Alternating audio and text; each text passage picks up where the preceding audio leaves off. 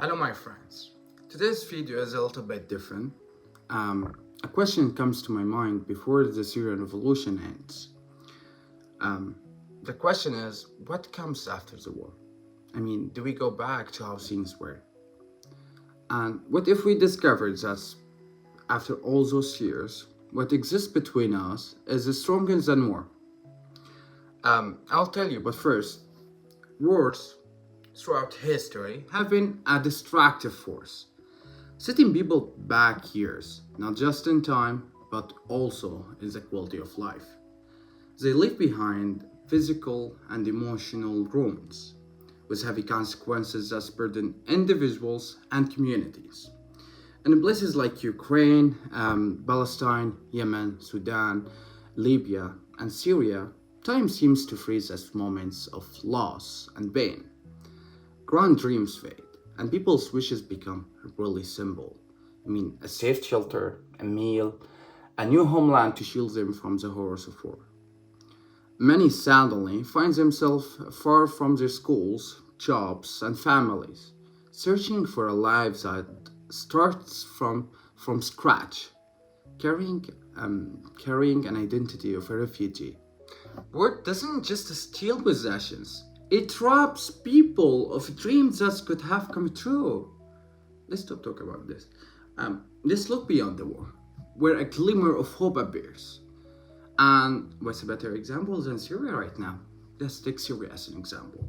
After years of painful conflict, Syria was liberated and opened its doors to embrace its people.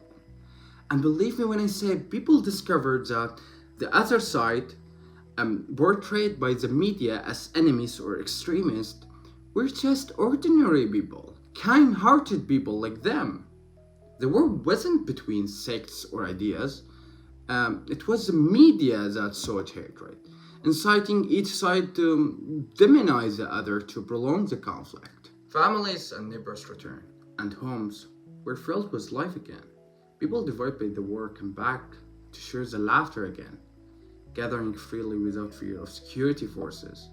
There was no longer an enemy on the other side, but brothers and loved ones united by one Syria. Despite economic and security challenges, people now live in peace. Expatriates return to their families, and hearts reconnect. Believe me, even closer than before the war. War then, it's not the end. It's a deep one, yes, but humans have the ability to heal and renew. Life is too short to be spent on fake enmities, and war is just a painful chapter in the book of life. When it ends, people pretend to loving one another and rebuilding their dreams, not just for themselves, but also for a homeland that deserves to be built with love and unity. And I see in this changes lies a slightly different kind of beauty. The beauty of a person who endured all this pain and then he smiled again. The beauty of a homeland that didn't die despite the destruction but shook off the dust of the war and opened its arms to its people. War steals much, but it cannot take away a person's will to live.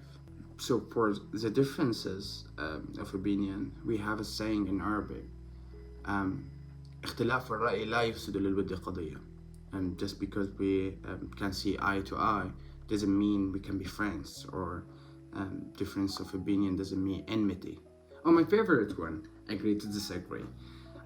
What I want to say is that let's put our differences aside and strive for a homeland that embraces us all with our differences and race toward a better tomorrow for all of us. That's my answer to the question I asked in the beginning. I hope you enjoyed watching. If you have anything to ask, please DM me.